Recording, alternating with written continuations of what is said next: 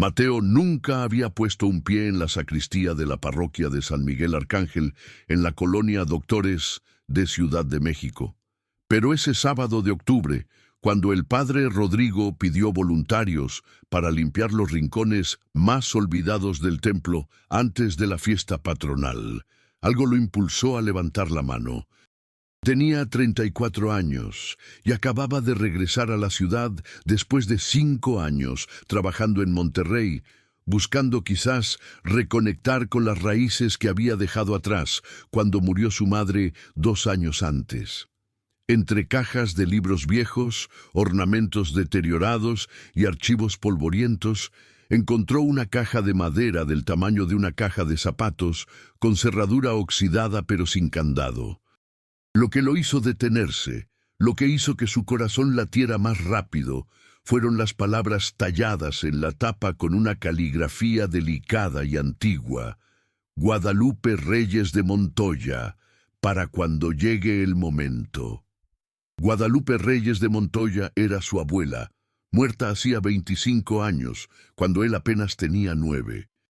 Antes de continuar la historia, por favor, ayuda al canal suscribiéndote y dejando tu like. Así podremos seguir trayendo más historias como esta para ustedes.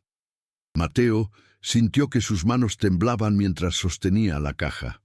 El padre Rodrigo se acercó limpiándose el sudor de la frente con un pañuelo viejo. «¿Encontraste algo interesante, hijo?», preguntó el sacerdote, un hombre de casi 70 años que llevaba más de 40 sirviendo en esa parroquia. Mateo le mostró la caja, señalando el nombre tallado. El padre Rodrigo entrecerró los ojos, acercándose más para leer mejor. «Guadalupe Reyes», murmuró pensativo. «Ese nombre me suena de algo. Pero han pasado tantos años y tantas personas por esta iglesia». Mateo explicó que era su abuela, que había muerto cuando él era niño. El padre asintió lentamente. «Entonces creo que esa caja te pertenece, mijo. Si tiene su nombre y la encontraste tú, debe ser por algo. Llévala a casa, ábrela con cuidado. A veces el Señor tiene formas misteriosas de hacer que las cosas lleguen a quien deben llegar cuando deben llegar». Esa noche, en su departamento de la colonia Roma Norte, Mateo colocó la caja sobre la mesa del comedor y la observó durante casi 1 hora antes de atreverse a abrirla. La madera estaba oscurecida por el tiempo, las esquinas desgastadas, pero las letras del nombre de su abuela permanecían claras, profundas, como si quien las hubiera tallado quisiera asegurarse de que duraran para siempre. Finalmente, con cuidado de no dañar la madera, levantó la tapa. Un olor a papel viejo y lavanda escapó de la caja. Adentro había cartas, muchas cartas, atadas con listones de diferentes colores. Había también fotografías en blanco y negro, un rosario de cuentas de madera oscura, y un sobremanila más grande que los demás con la palabra «Verdad», escrita en mayúsculas con tinta azul descolorida. Mateo sacó primero las fotografías. Reconoció a su abuela Guadalupe en varias de ellas, joven, hermosa, con el cabello oscuro recogido en un moño elegante, sonriendo junto a un hombre que no era su abuelo Tomás. En las fotos, la pareja aparecía en diferentes lugares de la Ciudad de México, frente a la fuente de la Diana Cazadora, en los jardines de Chapultepec, en lo que parecía ser un café de la colonia Juárez. En el reverso de cada foto había fechas y breves anotaciones. Mayo 1958, primer día. Junio 1958, promesas bajo el ciprés. Julio 1958, el último baile. Las fechas lo desconcertaron. Su madre, Elena, había nacido en diciembre de 1958. Y supuestamente sus abuelos se habían casado en enero de ese mismo año, un matrimonio rápido del que la familia nunca hablaba demasiado. Tomó el sobre manila con manos temblorosas.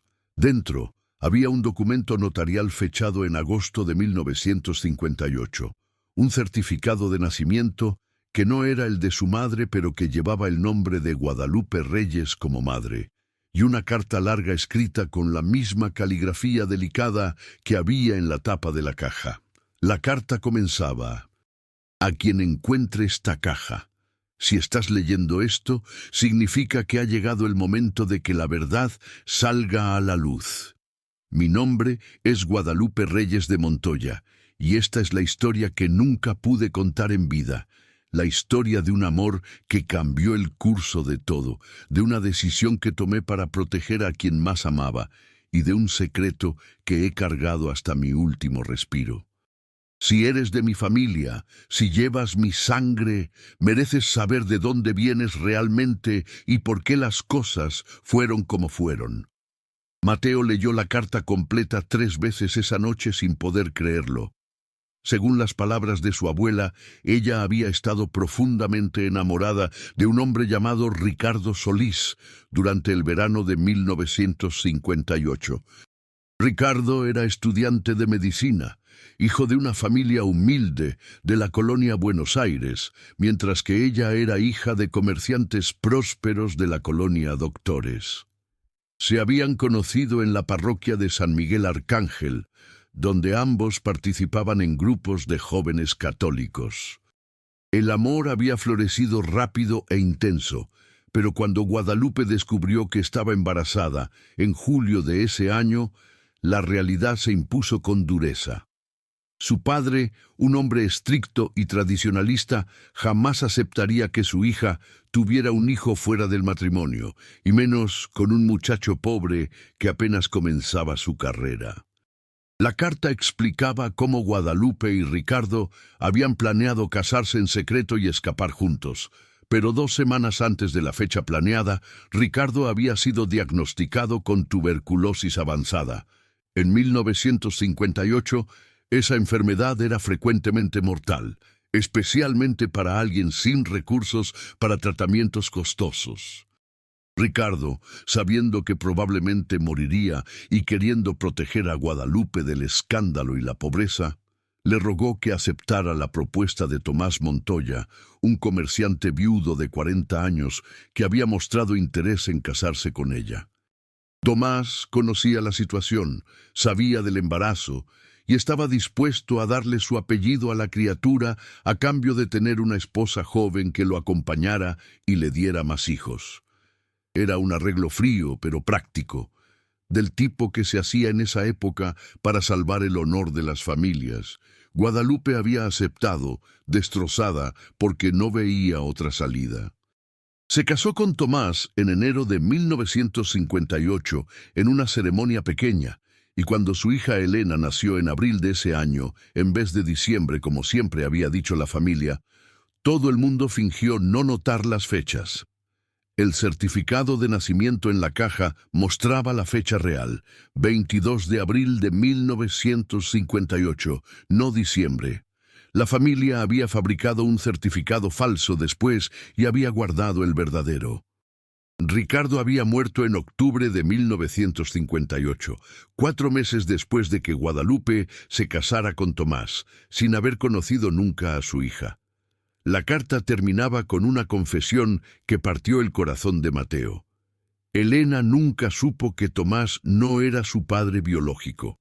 Tomás fue un buen hombre conmigo, me respetó y fue un padre decente para Elena y para los 3 hijos que tuvimos después. Pero cada día de mi vida pensé en Ricardo, en el amor que perdimos, en la vida que pudimos tener. Guardé estas cartas, estas fotos, este pedazo de verdad en la parroquia donde nos conocimos, donde fuimos felices, aunque fuera por tan poco tiempo. Si alguien de mi sangre encuentra esto, quiero que sepan que el amor verdadero existió, que tomé las decisiones que creí correctas para proteger a mi hija, pero que siempre, siempre guardé el recuerdo de Ricardo Solís en mi corazón. Mateo pasó toda la noche despierto leyendo las cartas que Ricardo le había escrito a Guadalupe. Eran cartas hermosas, llenas de poesía y promesas, de planes para un futuro que nunca llegó. Ricardo escribía sobre su deseo de ser médico para ayudar a los pobres, sobre sus sueños de tener una familia con Guadalupe, sobre cómo planeaba trabajar día y noche para darle la vida que merecía. En las últimas cartas, escritas desde una casa de convalecencia en Coyoacán, donde lo habían internado cuando la tuberculosis empeoró, Ricardo le suplicaba a Guadalupe que aceptara casarse con Tomás, que pensara en su hija, que no dejara que su amor los arrastrara a ambos a la miseria y el escándalo.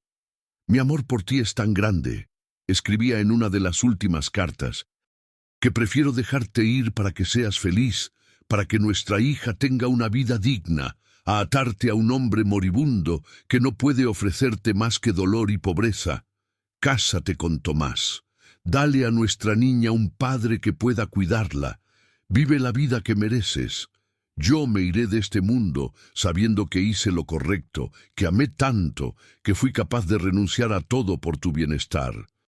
Al día siguiente, Mateo llamó a su tía Patricia, la hermana menor de su madre, la única familia cercana que le quedaba después de la muerte de su mamá.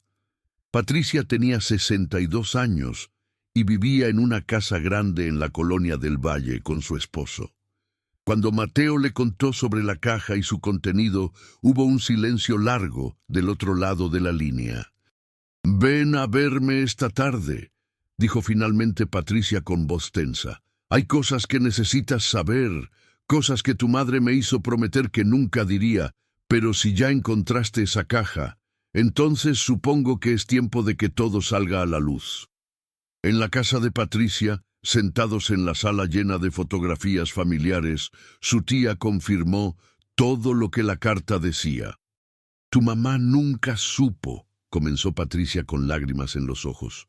«Guadalupe se llevó ese secreto a la tumba en lo que respecta a Elena, pero a mí me lo contó una noche, poco antes de morir, cuando el cáncer ya la estaba consumiendo y sabía que le quedaba poco tiempo. Me hizo jurar que nunca se lo diría a tu mamá, que la dejaría vivir en paz creyendo que Tomás era su padre, y cumplí esa promesa. Tomás había muerto 3 años antes que Guadalupe, así que ya no había nadie que pudiera desmentir la historia oficial». Patricia sacó una foto vieja de un cajón. Era una foto de un joven delgado con anteojos, sonrisa amable y ojos inteligentes. «Este es Ricardo Solís», dijo. «Tu abuela me dio esta foto antes de morir y me pidió que la guardara. Dijo que algún día alguien de la familia querría saber la verdad y que cuando ese día llegara, yo debía contarla». Mateo observó la fotografía con atención. Buscaba parecidos, conexiones, alguna señal de que este hombre desconocido era su verdadero abuelo. «¿Se parecía mi mamá a él?», preguntó. Patricia sonrió con tristeza. «Tu mamá era idéntica a Guadalupe, pero tenía algo de Ricardo. La forma de los ojos, la sonrisa, esa manera de inclinar la cabeza cuando pensaba en algo. Yo lo noté siempre, pero nunca dije nada. Tomás fue un buen padre para Elena, Mateo. No era cariñoso ni expresivo, era un hombre de su época, rígido y tradicional, pero la cuidó, le dio educación, la protegió. Ricardo hubiera hecho lo mismo si hubiera vivido, quizás con más cariño, pero la vida no se lo permitió». Patricia tomó la mano de Mateo. «Tu abuela amó a 2 hombres en su vida de formas muy diferentes. Amó a Ricardo con la pasión de la juventud, con todo el romanticismo del primer amor. Y llegó a amar a Tomás con el cariño que nace de la convivencia, del respeto mutuo, de construir una vida juntos. No fue el gran amor de su vida, pero fue su compañero, y eso también es amor». Durante las siguientes semanas, Mateo se obsesionó con conocer más sobre Ricardo Solís. Buscó en archivos de la ciudad, en registros de hospitales viejos, en cualquier lugar donde pudiera haber información. Finalmente, en los archivos del Hospital General de México, encontró registros de la internación de Ricardo en la sección de tuberculosos entre agosto y octubre de 1958. El registro incluía el nombre de su familia: madre Josefina Solís, residente de la colonia Buenos Aires, calle Doctor Ignacio Morones Prieto. Era una dirección de hacía más de 60 años, pero Mateo decidió ir a investigar. La calle seguía existiendo, aunque muy cambiada. Los edificios viejos de los años 50 habían sido reemplazados por construcciones más modernas, comercios, talleres mecánicos. Mateo preguntó en una tienda de abarrotes que parecía tener décadas en el lugar. El dueño, un señor de casi 80 años llamado don Sebastián, recordaba vagamente a la familia Solís. Los Solís se fueron de aquí hace muchos años, dijo el anciano. Creo que después de que murió el muchacho, la señora Josefina no quiso quedarse en el lugar donde todo le recordaba a su hijo. Se mudó con una hermana a la colonia obrera, pero eso fue hace décadas. No sé si todavía viva. Mateo no se rindió. Siguió buscando en registros, en directorios viejos, preguntando en farmacias y tiendas antiguas de la zona. Finalmente, en una iglesia de la colonia obrera, el párroco le dio una pista. Una anciana de 94 años, llamada Josefina Solís, vivía en un asilo de la colonia Narvarte. Es la única Josefina Solís que conozco de esa edad, dijo el padre. Viene a misa aquí cada domingo desde hace años. Alguien del asilo la trae. Es muy lúcida para su edad. Tiene una memoria impresionante. El asilo Santa María de Guadalupe era un lugar limpio y bien cuidado en una calle tranquila de la Narvarte. Mateo pidió permiso para visitar a Josefina Solís, explicando que estaba investigando su historia familiar. La directora del asilo, una monja de edad mediana, lo llevó a un jardín interior donde varias ancianas tomaban el sol de la tarde. Doña Josefina, llamó la monja a una mujer diminuta sentada en una silla de ruedas, con el cabello completamente blanco, recogido en un moño y ojos todavía brillantes de inteligencia. Tiene una visita. Cuando Mateo se presentó y mencionó el nombre de su abuela, Guadalupe Reyes, la anciana cerró los ojos y una lágrima rodó por su mejilla arrugada. Guadalupe, susurró. Han pasado tantos años desde que escuché ese nombre. Josefina invitó a Mateo a sentarse junto a ella. Con voz suave pero firme, le contó su versión de la historia. Ricardo era mi único hijo, comenzó. Mi esposo murió cuando Ricardo tenía 5 años, así que lo crié sola, trabajando en todo lo que podía para darle educación. Era tan inteligente, tan bueno. Logró entrar a la Facultad de Medicina con una beca. Era su sueño ayudar a los demás. Cuando conoció a Guadalupe, se enamoró perdidamente. Me la presentó, yo la conocí.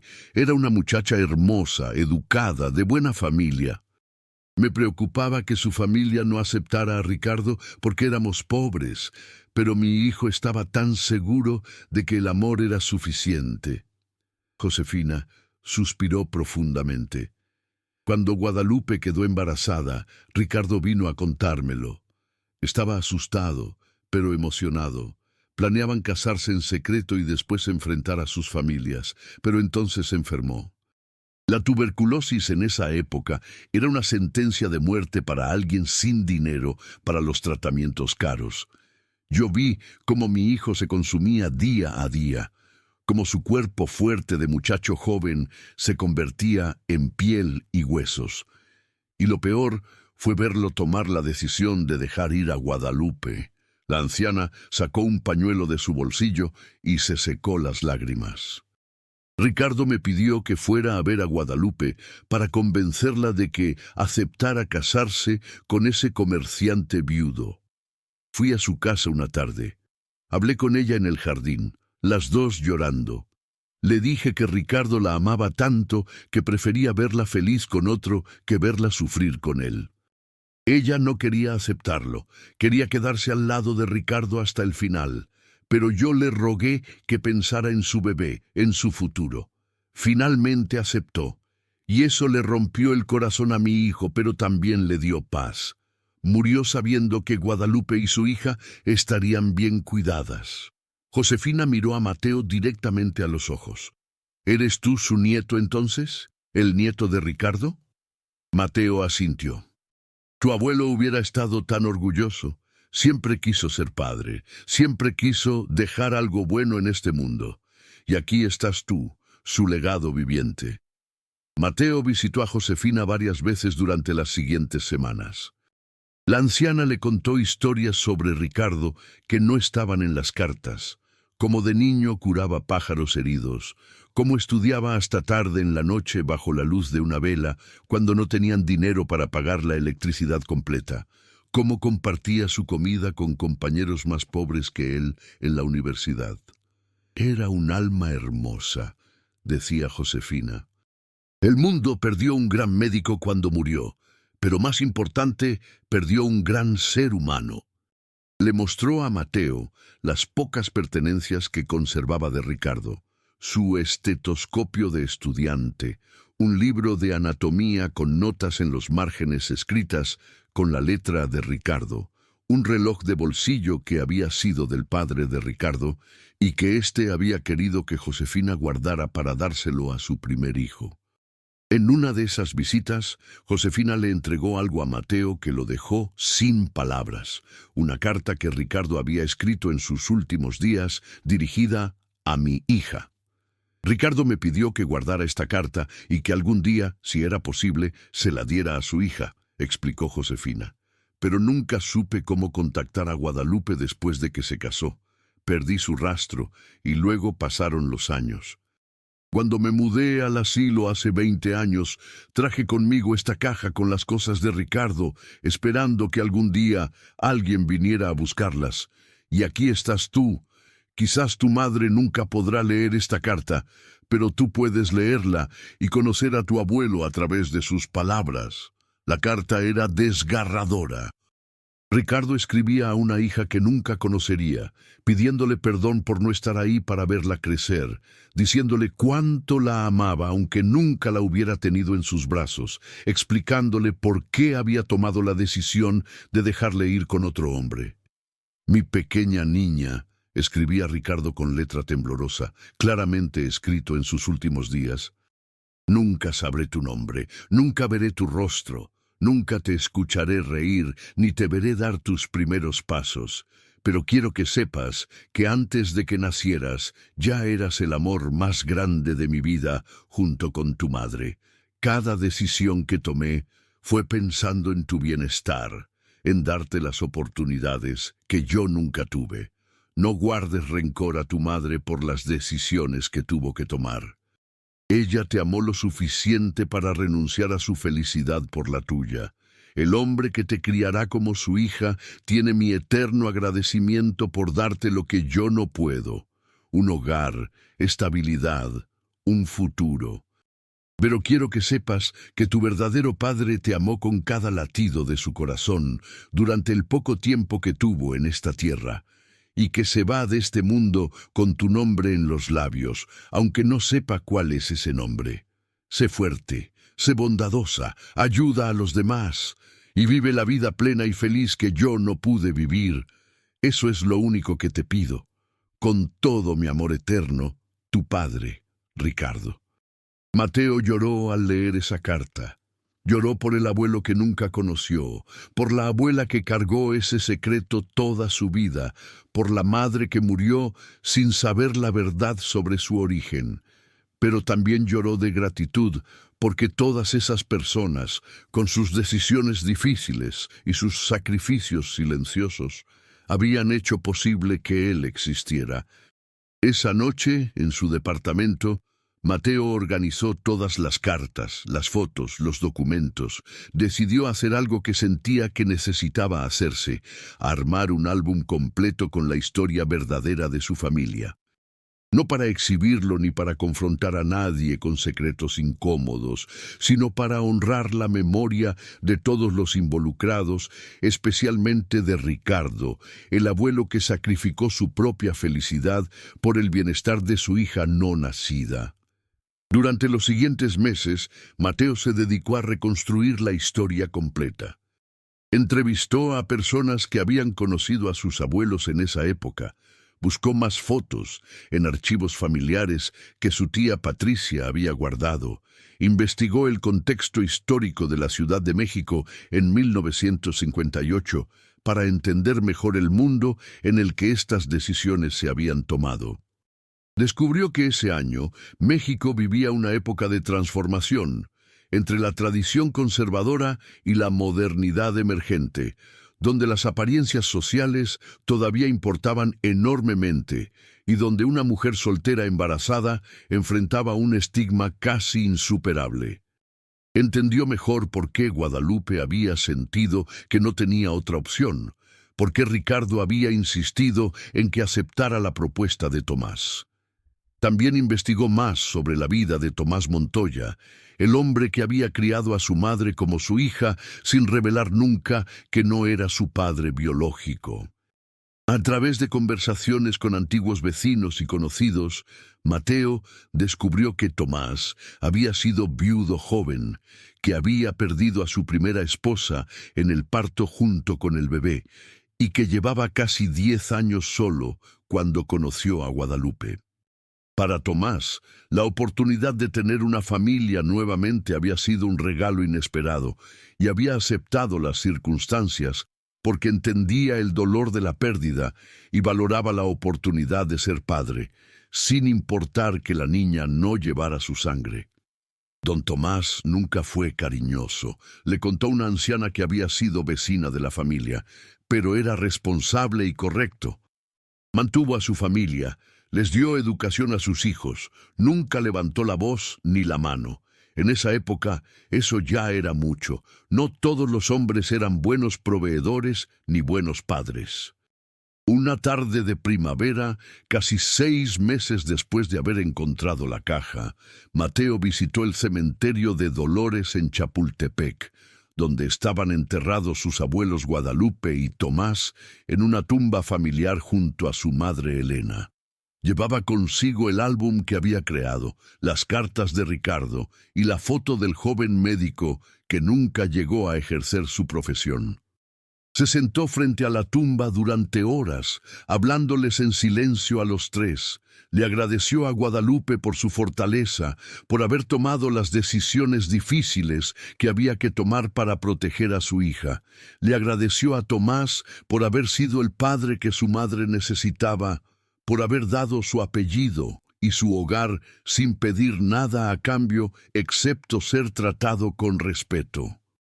Y le habló a su madre Elena, contándole la verdad que nunca supo en vida, explicándole que había sido amada profundamente por 3 personas, por Ricardo, que renunció a ella por amor, por Guadalupe, que sacrificó su felicidad por su bienestar, y por Tomás, que la acogió como propia sin esperar reconocimiento.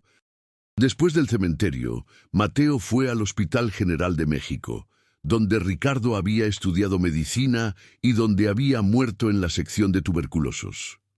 El hospital había cambiado enormemente en 67 años, pero todavía conservaba algunos edificios antiguos.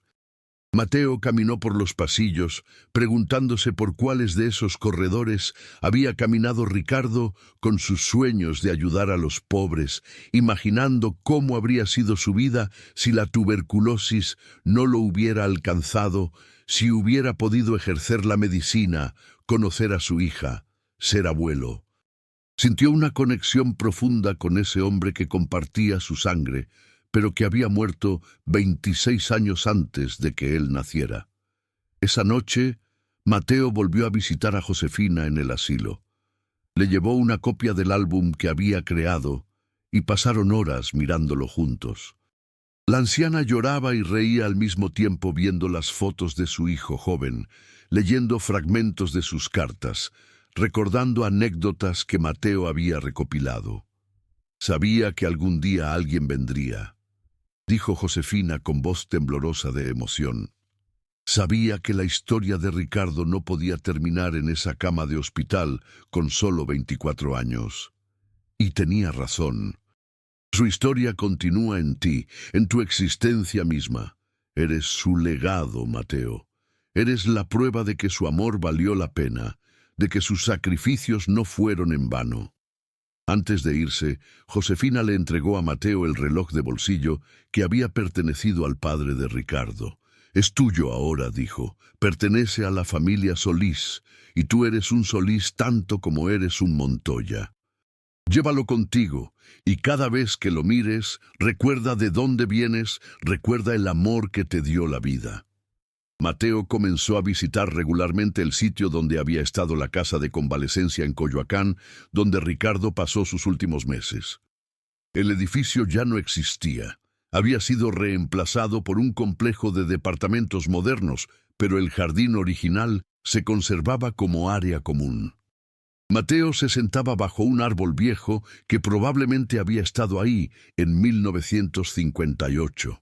Imaginando a Ricardo mirando ese mismo árbol desde una ventana, escribiendo sus últimas cartas a Guadalupe mientras sus pulmones fallaban lentamente. Se preguntaba qué habría pensado Ricardo en esos momentos finales, si habría sentido paz o desesperación, si habría imaginado que 67 años después su nieto estaría sentado bajo ese árbol honrando su memoria. Un día, Mateo recibió una llamada de su tía Patricia. Había encontrado más cartas en una caja que perteneció a Guadalupe, cartas que ésta había escrito pero nunca enviado. Eran cartas a Ricardo, escritas después de su muerte, durante años. Guadalupe había mantenido una correspondencia unilateral con el amor perdido, contándole sobre la vida de su hija Elena, sobre los logros de la niña, sobre cómo crecía pareciéndose más a él en carácter que a Tomás. «Tu hija empezó a caminar hoy», decía una carta de 1959. «Elena dio sus primeros pasos y corrió hacia mí riendo. Tiene tu risa, Ricardo, esa risa que iluminaba todo a tu alrededor. Ojalá pudieras verla». Las cartas continuaban a través de los años, documentando cada momento importante. El primer día de escuela de Elena, su graduación de primaria, su quinceañera, su boda, el nacimiento de Mateo. «Hoy nació tu nieto», escribía Guadalupe en 1983. «Se llama Mateo. Tu hija es madre ahora, y ojalá pudieras ver qué mujer maravillosa se ha convertido. Creo que hicimos lo correcto al dejarla crecer con Tomás. Le dio estabilidad y respeto. Pero nunca dejé de amarte, Ricardo, ni un solo día en estos 25 años».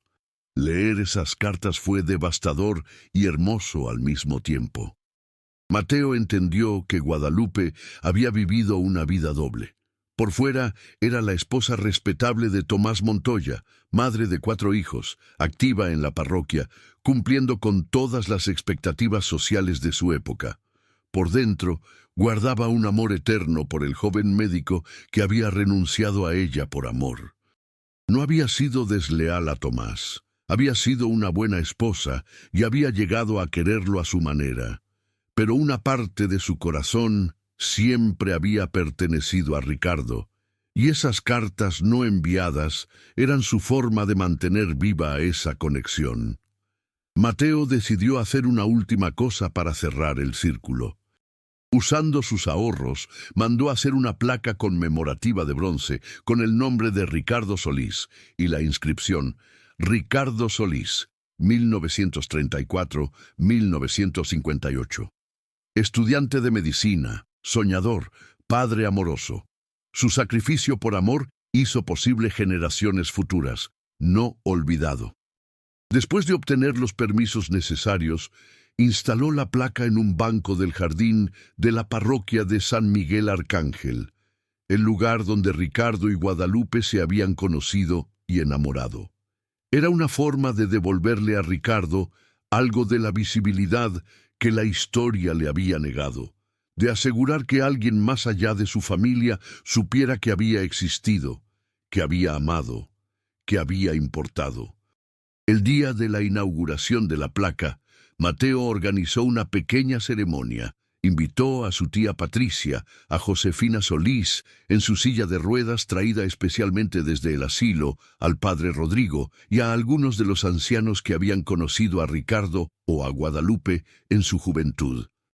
Bajo el ciprés, donde probablemente Ricardo y Guadalupe se habían sentado a soñar su futuro juntos, Mateo leyó en voz alta la última carta que Ricardo había escrito antes de morir, la dirigida a su hija.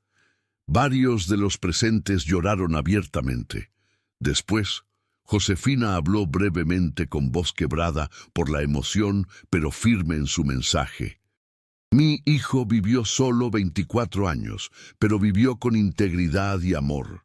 Tomó decisiones difíciles por el bien de otros, y ahora, casi 70 años después, su historia finalmente puede ser contada.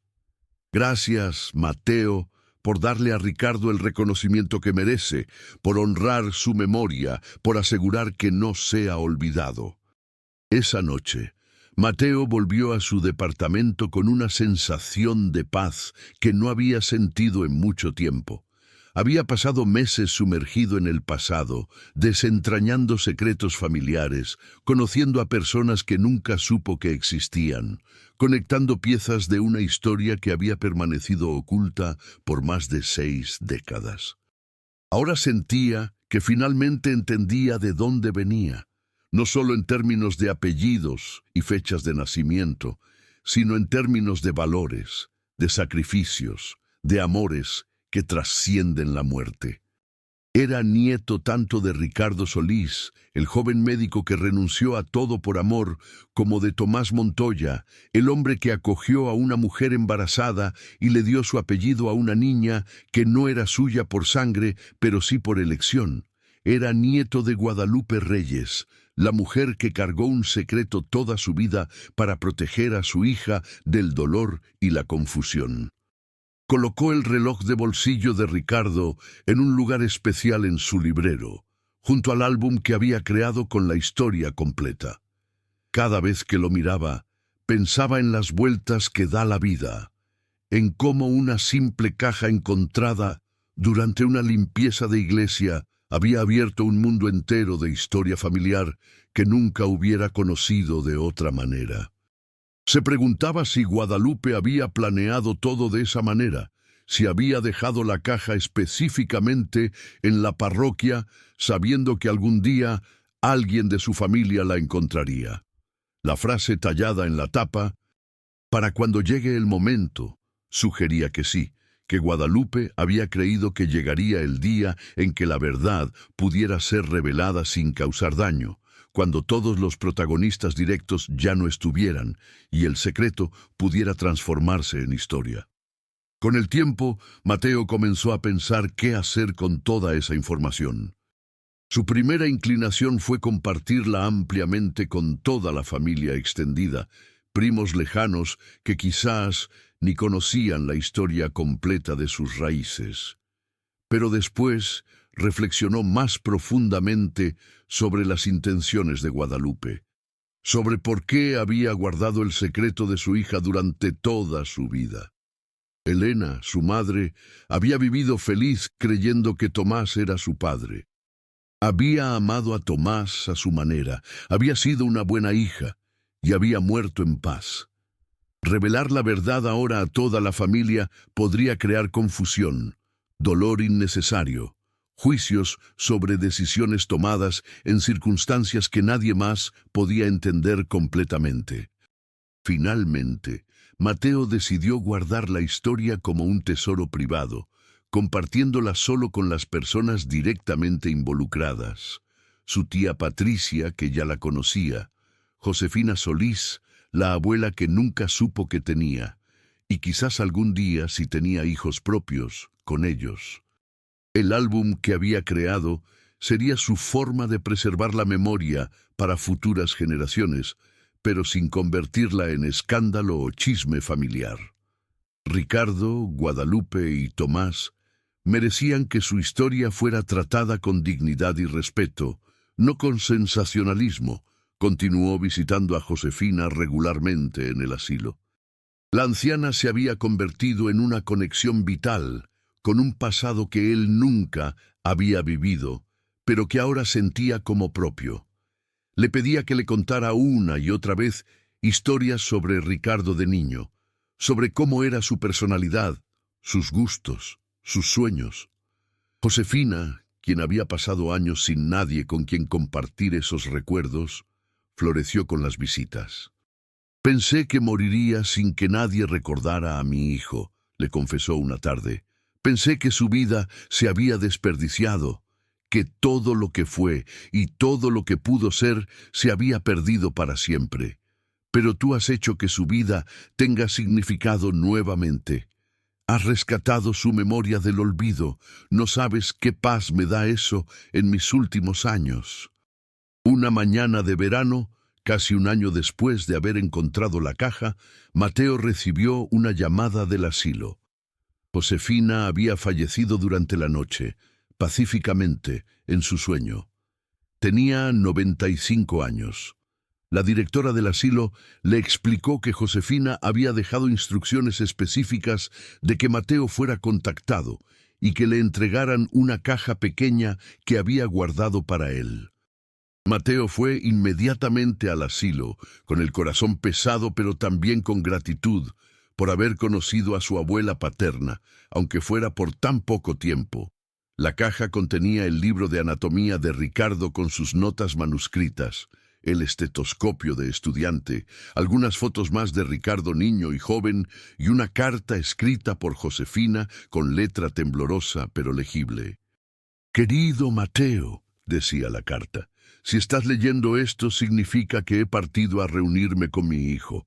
Estos meses desde que te conocí han sido los más felices que he vivido desde que Ricardo murió.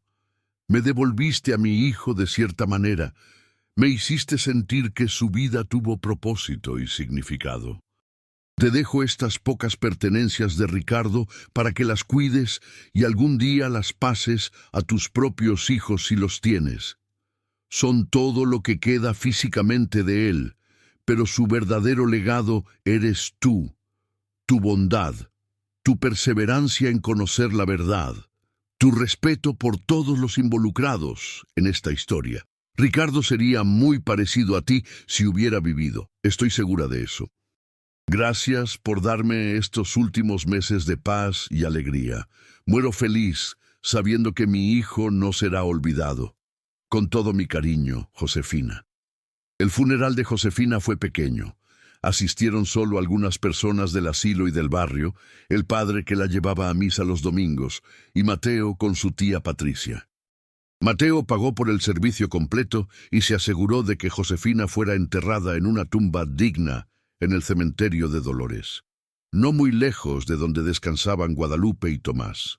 Mandó grabar en su lápida «Josefina Solís, 1930-2025. Madre devota de Ricardo Solís, guardiana de memorias, guardiana de amor».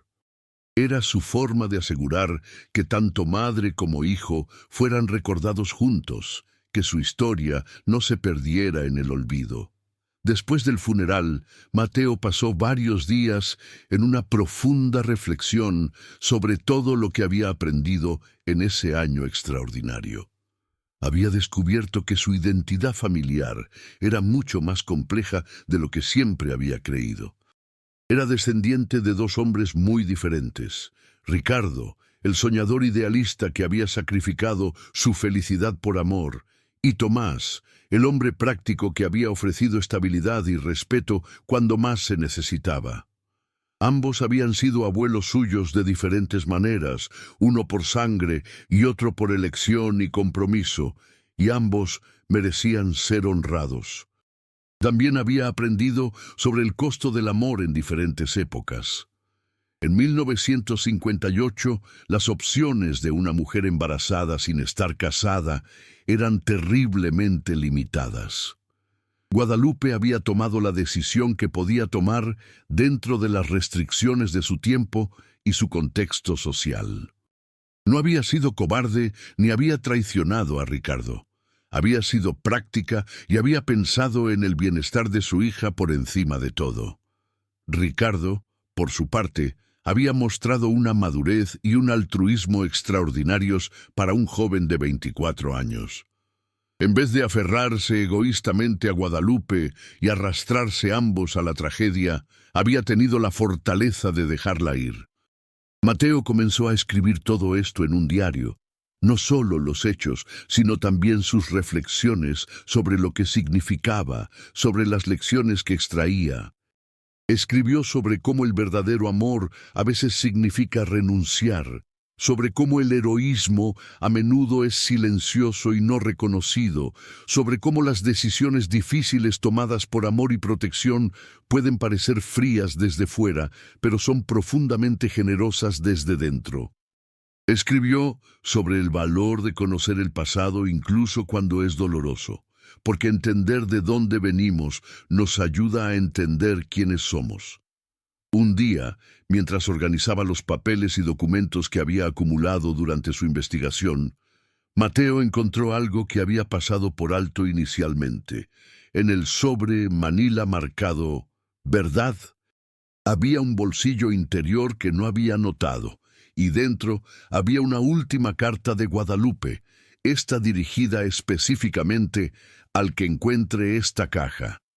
Era diferente de las otras cartas, más directa, más consciente de que estaba escribiendo para el futuro. «Si estás leyendo esto», escribía Guadalupe, «es porque has encontrado los secretos que guardé toda mi vida.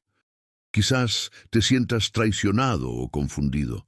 Quizás juzgues mis decisiones como cobardes o equivocadas. Pero quiero que entiendas el contexto de mi tiempo.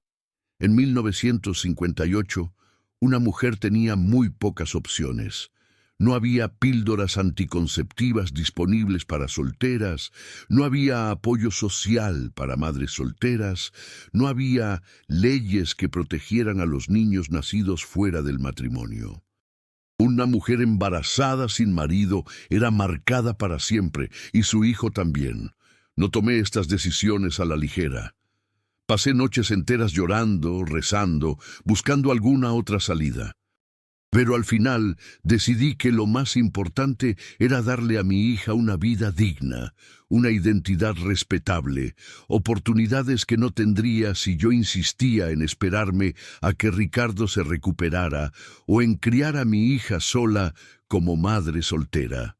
Tomás Montoya no fue el amor de mi vida, pero fue un hombre bueno que me trató con respeto y que amó a Elena como propia. Le estaré eternamente agradecida por eso. Ricardo Solís fue el amor de mi vida, el único hombre que amé con todo el corazón, pero su amor fue tan grande que me dejó ir, y yo lo honré, haciendo lo mejor para nuestra hija.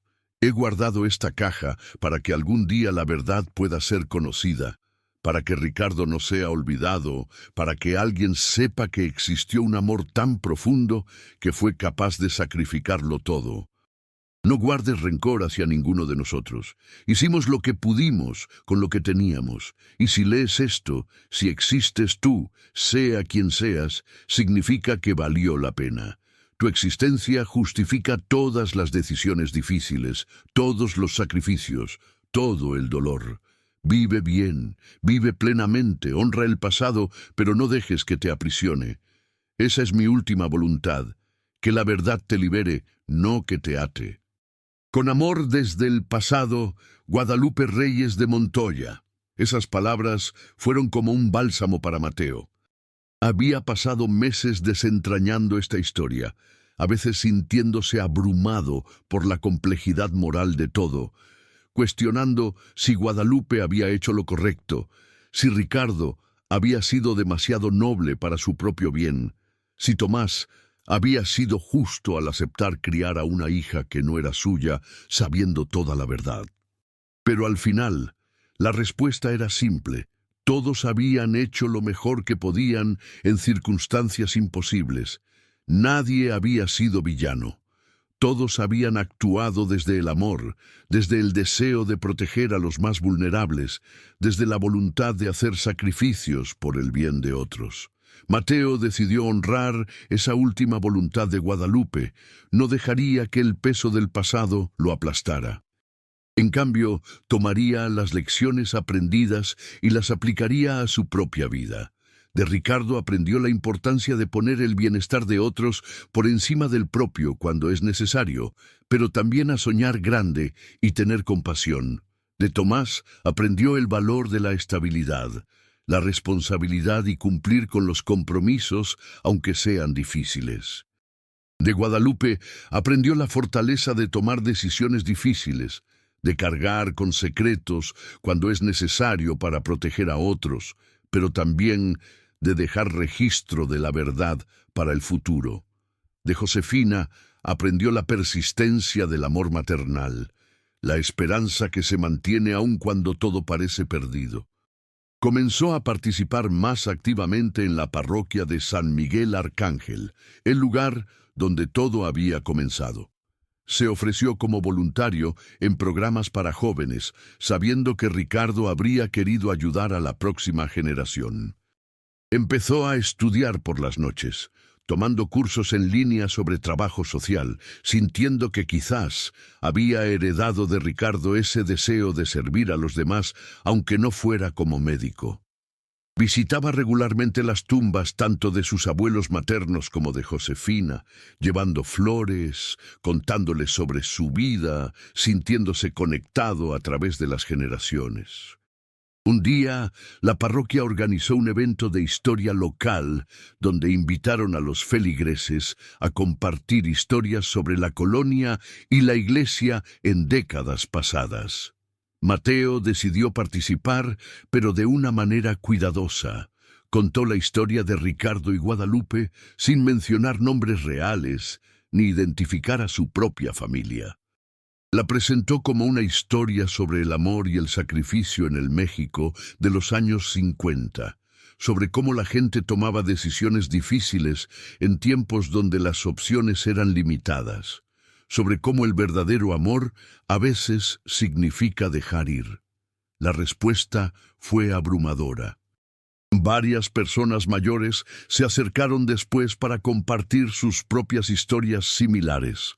Amores perdidos, decisiones difíciles, secretos guardados para proteger a otros. Mateo se dio cuenta de que la historia de su familia no era única, que muchas familias guardaban secretos similares, que el pasado estaba lleno de historias no contadas de sacrificio y amor silencioso. Eso le dio una idea. Con el permiso de su tía Patricia y usando seudónimos para proteger la identidad real de los involucrados, Mateo escribió la historia completa como un relato basado en hechos reales. La tituló Cartas del Tiempo, una historia de amor y sacrificio en el México de los 50. Mandó el manuscrito a varias editoriales pequeñas que se especializaban en historia oral y memorias mexicanas. Una de ellas, una editorial independiente en Coyoacán, se interesó. El editor le explicó que había un mercado creciente para este tipo de historias, testimonios reales de cómo la gente común vivía el amor, la familia y las decisiones difíciles en épocas pasadas. Es importante documentar estas historias, le dijo el editor. Son parte de nuestra memoria colectiva como mexicanos. Muestran cómo hemos cambiado como sociedad, pero también cómo ciertos valores humanos permanecen constantes. El libro se publicó un año después de que Mateo encontrara la caja. La presentación fue en la librería de la parroquia de San Miguel Arcángel, el lugar donde Ricardo y Guadalupe se habían conocido. Mateo dedicó el libro a todos los amores que se sacrificaron en silencio, a todos los padres que criaron hijos que no eran suyos por sangre, pero sí por amor, a todas las mujeres que tomaron decisiones imposibles para proteger a sus hijos, y especialmente a 3 personas que vivieron esta historia con dignidad y honor. No dio nombres reales durante la presentación, pero cualquiera que conociera bien a la familia podría haber conectado los puntos. No importaba. Era una historia que merecía ser contada, una verdad que merecía ser preservada. Las ventas del libro fueron modestas, pero constantes. Mateo recibió cartas de lectores compartiendo sus propias historias familiares similares, agradeciendo por haber dado voz a experiencias que muchos habían vivido, pero pocos habían articulado. Una mujer de 80 años le escribió contando que ella también había sido criada por un hombre que no era su padre biológico y que nunca lo supo hasta después de la muerte de su madre. Su libro me ayudó a entender las decisiones de mi madre, escribió. Me ayudó a perdonar, a ver el amor detrás de lo que yo había percibido como mentiras. Gracias por eso. Esas cartas confirmaron para Mateo que había hecho lo correcto al compartir la historia, aunque fuera de forma protegida y respetuosa. Con el paso del tiempo, Mateo sintió que finalmente había hecho las paces con el pasado de su familia. Ya no sentía confusión o traición al pensar en los secretos que Guadalupe había guardado. En cambio, sentía admiración por la fortaleza de todos los involucrados. Había aprendido que la familia no se define solo por la sangre, sino también por el compromiso, el sacrificio y el amor en acción. Tomás Montoya había sido tanto su abuelo como Ricardo Solís, solo que de maneras diferentes.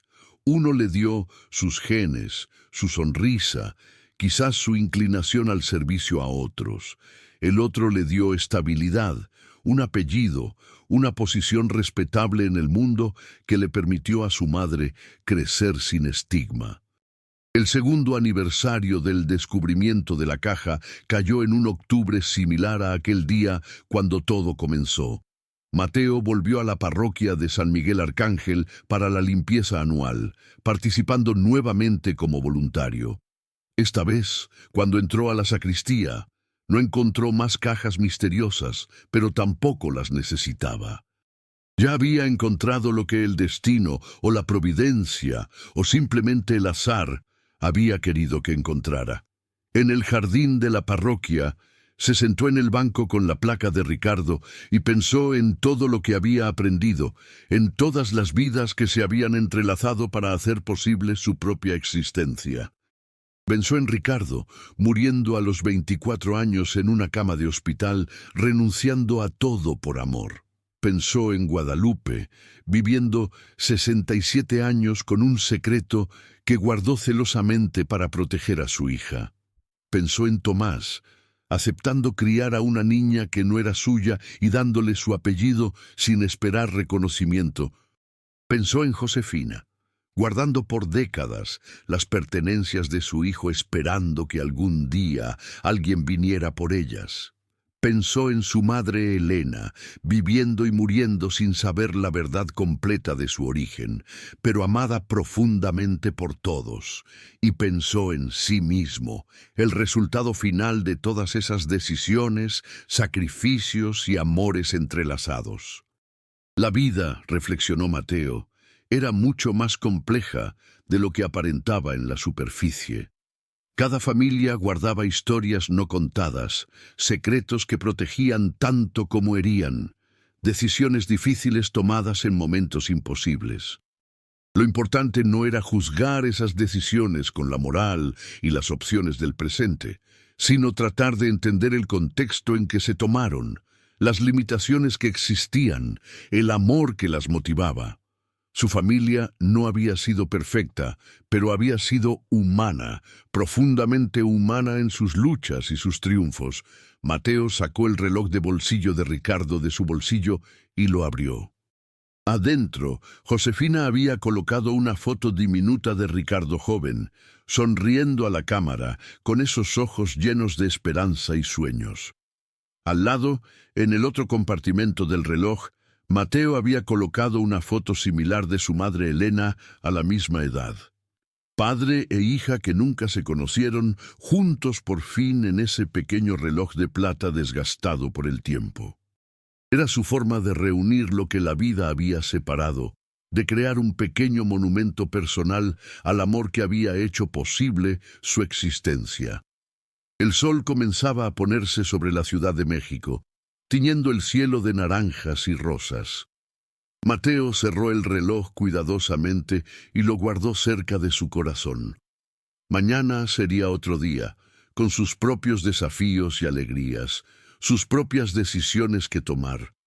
Pero hoy, en este momento, sentado bajo el ciprés, donde sus abuelos se habían enamorado hacía casi 70 años, Mateo sentía que finalmente entendía qué significaba ser parte de una familia, con todo lo que eso implicaba de amor, sacrificio, secretos y verdades.